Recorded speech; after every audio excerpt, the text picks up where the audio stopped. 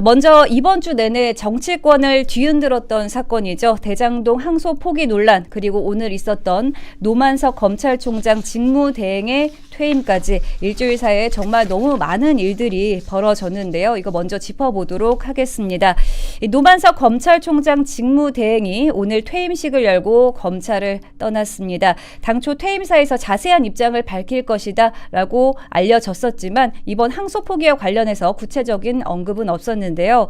다만 검찰의 미래를 위해 물러난다며 정치권의 검사 징계 논의를 멈춰달라라고 밝혔는데요. 관련 내용 차근차근하게 좀 짚어보도록 하겠습니다. 자, 대장동 항소 포기 사건 이번 주 내내 논란이 됐으니까요. 다시 한번 좀 짚어보도록 하겠습니다. 지난 7일 금요일이죠. 대장동 사건 항소 마감 기한을 앞두고 결재를 받아야 할 상황에서 신중히 결정하라라는 이야기를 듣고 결국 항소를 포기했습니다. 이 항소 포기 사태 이 한 주일 동안 어떻게 좀 보셨나요? 검찰이 이제 망가질 대로 망가져가지고 수사기소 분리한다고 내년 1년 후에 검찰청은 문을 닫고 중수청을 만들어서 수사를 하게 하고 검찰청은 공소청으로 돼서 기소와 공소유지를 담당하게 하겠다. 수사기소 분리. 그게 지금 검찰개혁의 큰 얼개고 명분이잖아요. 네. 근데 이번에 이 공소청의 업무에 해당하는 항소 여부, 항소 제기 여부를 둘러싸고 이렇게 항소하라 마라 하는 데까지 외압이 작용이 되고 법리 외적인 재판 외적인 요인이 작용을 한다면 뭐 공소청으로 나눠도 뭐가 달라지는 거냐.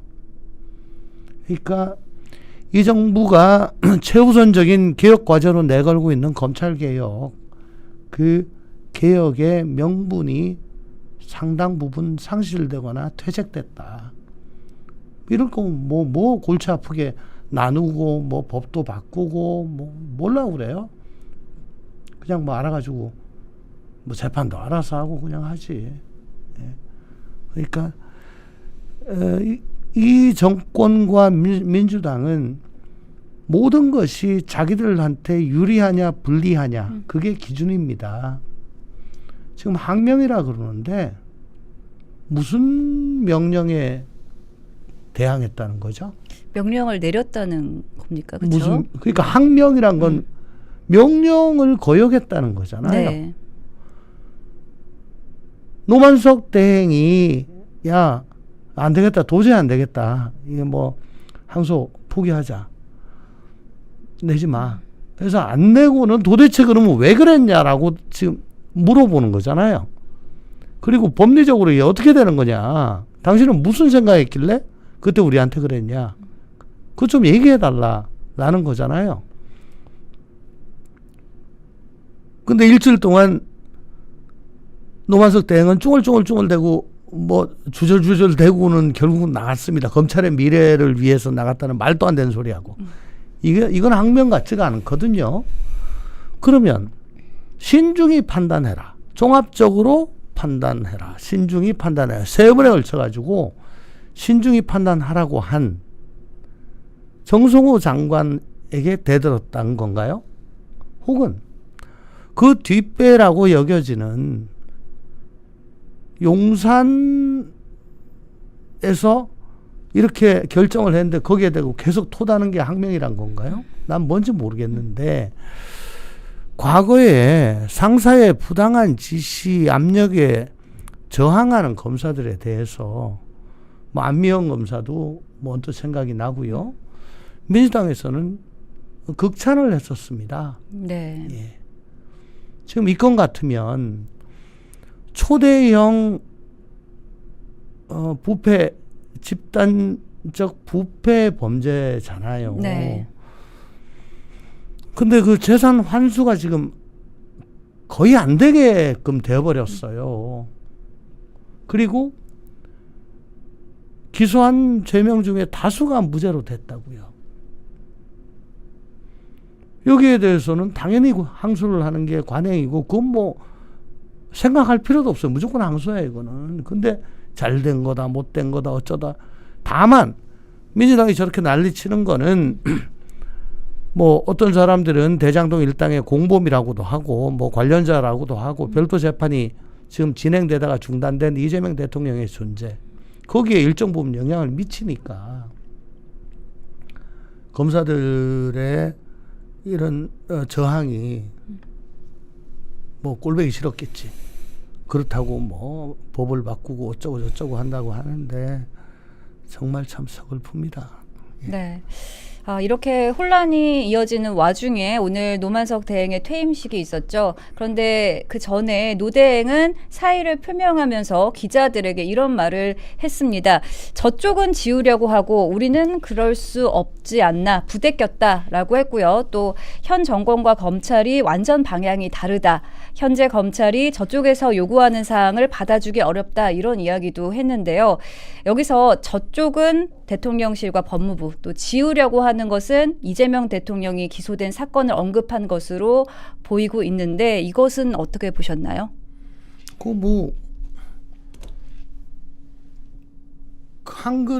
국어를 좀 이해를 하는 분은 다 그렇게 생각을 했겠죠. 네.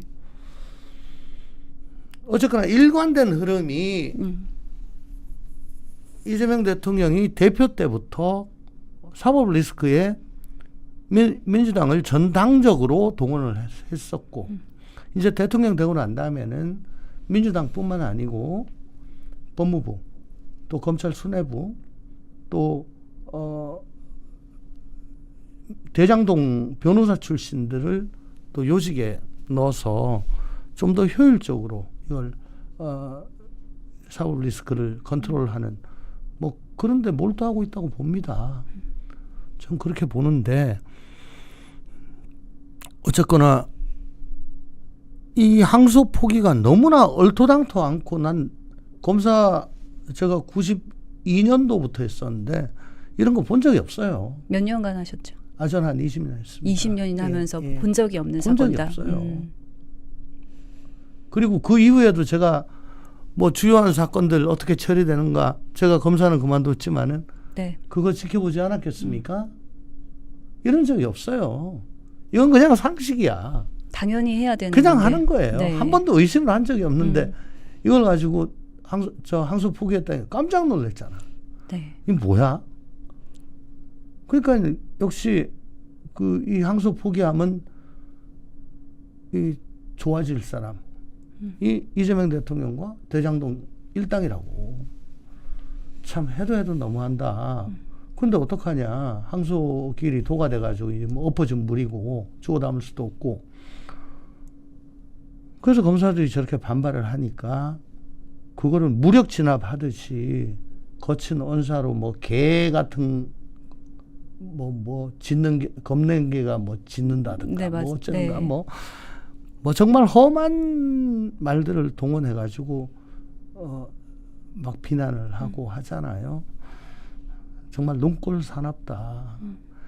이 공권력이 혹은 이 사법적 판단이 공익을 위해서 공익을 염두에 두고 이게 집행돼야 되는데 그게 아니고 사익 혹은 권력자 1인을 위해서 집행되면은 이거는 민주주의에 어긋나는 거죠. 원래 그 존 로크라고 영국의 아주 유명한 사상가가 있습니다. 이분이 통치론이라는 저서에서 입법권은 너무나 큰 권력이다. 그렇기 때문에 국민 전체를 위해서 사용돼야 된다. 근데 만약에 그게 아니고 권력자를 위해서 사용된다면 그건 잘못된 입법이다. 그리고 그 입법을 바로잡지 않는다면 국민 저항권을 행사할 수 있다. 라고까지 얘기를 했던 그런 부분입니다.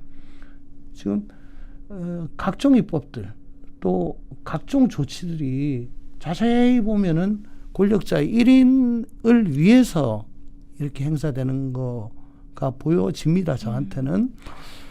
거기에다 대고 뭐 온갖 물타기를 하고 욕을 하고 뭐 겁박을 하고 하는데 그래도 그거는 노이즈에 불과해요. 노이즈. 사운드가 아니고 노이즈입니다. 보이스가 아니고 노이즈예요. 옆에서 떠들어대는 거야. 소음 헷갈리게 만들려고. 그 노이즈를 아무리 뭐라 해도 그 본류는 그대로 가는 거죠.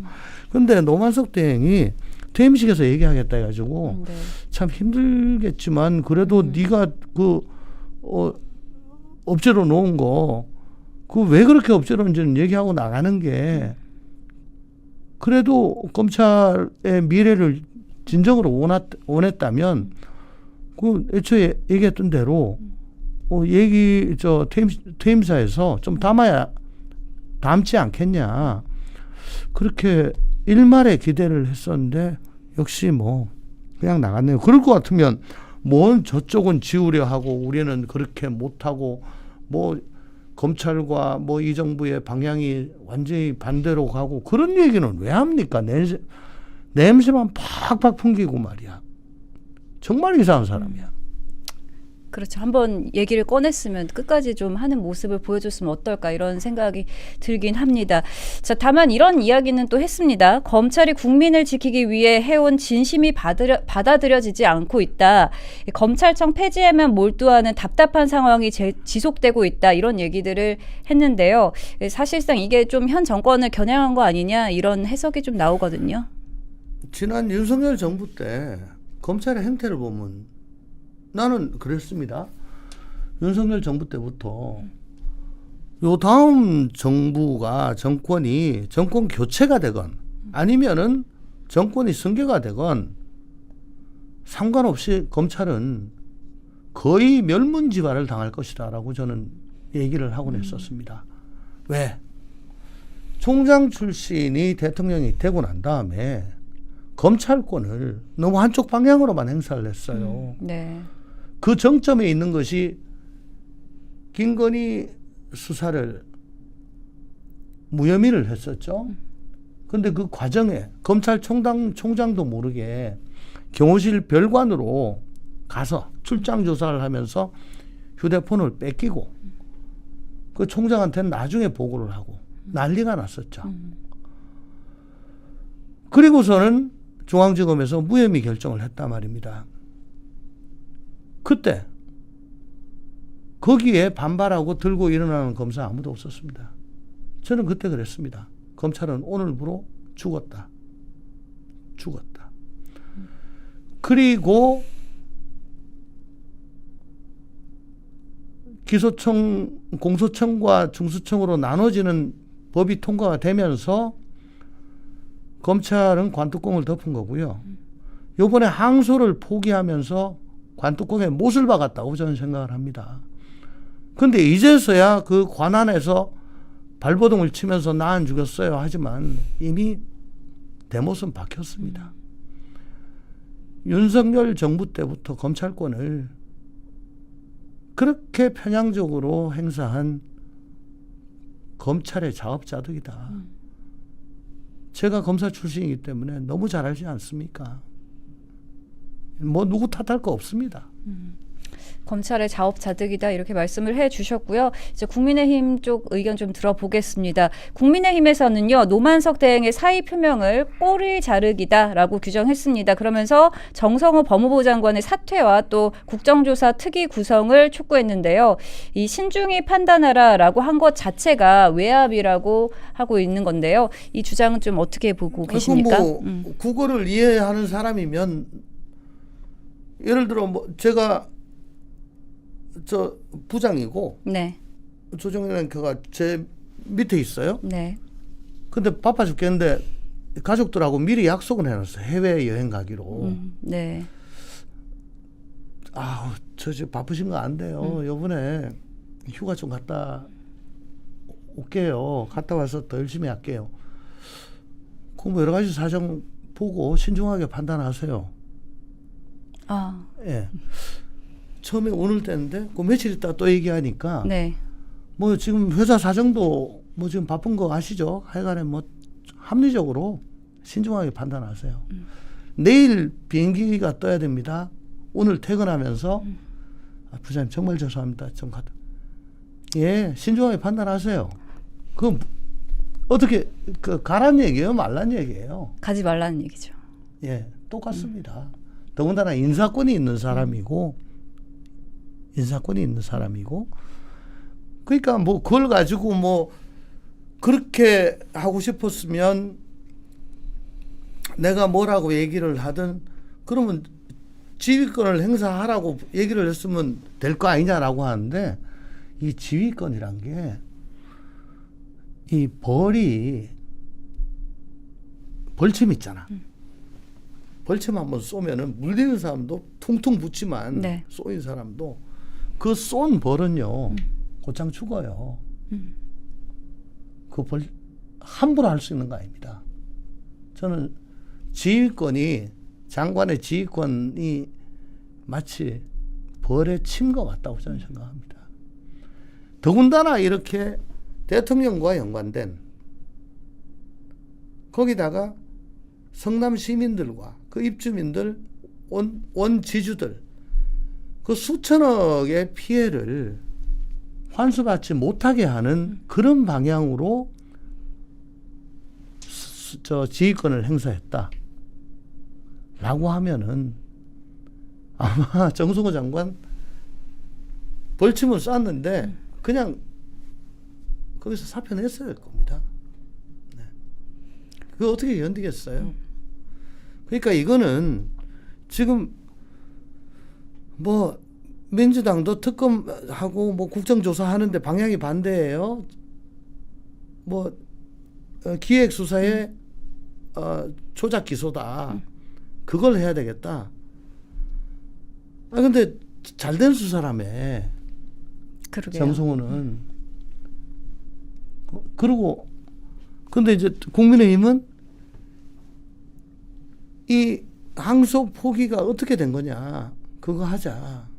그 방향은 내가 보기엔 국민의힘이 맞는 것 같은데 워낙에 의석수에서 차이가 나고 체급에서 차이가 나니까 이것도 뭐 그냥 민주당이 단독 처리할 것 같아요. 그래서 항소 포기에 대해서는 저 밑에다가 한 줄 정도 넣어주고 나머지는 전부 다 표적 수사, 조작 기소 뭐 이걸로 할 것 같은데 국민들께서 두 눈 부릅뜨고 과연 뭐가 궁금한 건지 좀 가려주시기 바랍니다. 더군다나 국정조사와 감사는 현재 진행 중인 재판에 관여할 목적으로 행사되어서는 아니 된다라고 하는 국정감사 및 조사에 관한 법률이 있어요. 아무리 저 항소가 포기가 됐더라도 피고인들이 항소해가지고 이제 고등으로 항소심으로 올라가잖아요. 그러니까 계속 중인 재판이거든요. 그건 제가 보기에는 거기에 대해서 국정조사하는 거는 계속 진행 중인 재판에 관련된 거를 조사하는 거는 적절하지 않습니다. 네. 아 그리고 제가 한 가지 좀 여쭤볼 게 있는데 그 정성호 법무부 장관 그 문자 메시지 보는 장면 있었지 않습니까? 그건 어떻게 보셨습니까? 저도 이제 법무부 검찰국에 있었는데요. 검찰국이 왜 법무부에 있냐? 검찰 사무의 최고 지휘자고 또 필요할 때는 지휘권도 행사를 해야 되고 또 국회에서 법사위가 열려가지고 검찰 사건에 대해서 질문할 때 총장이 나와서 답변하는 게 아니고 장관이 합니다. 뭐 그런 거 등등 해서 일상적으로 검찰 대검과 네트워크를 형성해가지고 계속 보고가 되고 그렇게 해요. 아마 예결위장에서 현안에 대해서 이제 이렇게 답변하십시오라고 문자가 온 것 같은데 네. 그거는 형사기획과 검찰국 형사기획과 소관입니다. 거기서 합니다. 그리고 저도 법무부 장관 정책보좌관을 했었어요. 네. 검사 그만두고 저런 거는 검찰국에 그냥 맡겨놓지 우리가 정책보좌관이 관여할 일이 아니에요.